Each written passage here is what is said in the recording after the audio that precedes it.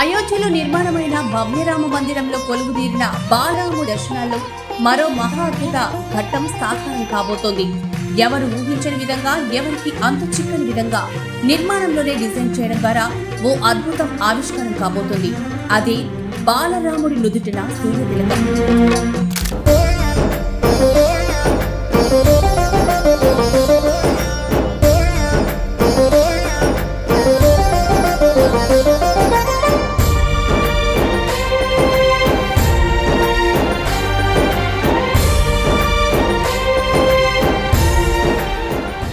అయోధ్య రామాలయ నిర్మాణంలో భాగంగా ఏటా శ్రీరామనవమి రోజున మధ్యాహ్నం 12 గంటలకు మొదలై 6 నిమిషాల పాటు సూర్యకిరణాలు గర్భగుడిలోని శ్రీరాముడి విగ్రహ నుదుటిపై ప్రసరించేలా ప్రత్యేక ఏర్పాట్లు చేశారు.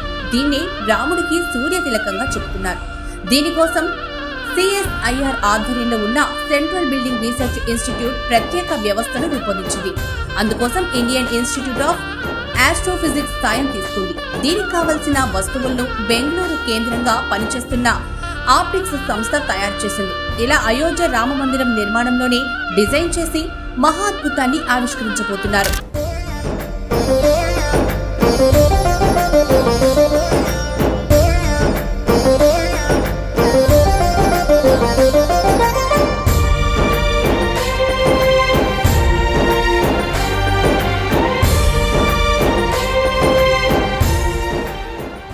ఇక ప్రతి ఏడాది రామనవమి మధ్యాహ్నం 12 గంటలకు సూర్యకిరణాలు రాముడి నుదుటిపై ప్రసరించేలా ప్రత్యేకంగా కట్టడాలు, కటకాలు, అద్దాలు, గేర్ బాక్సులు, గొట్టాలు రూపొందించారు.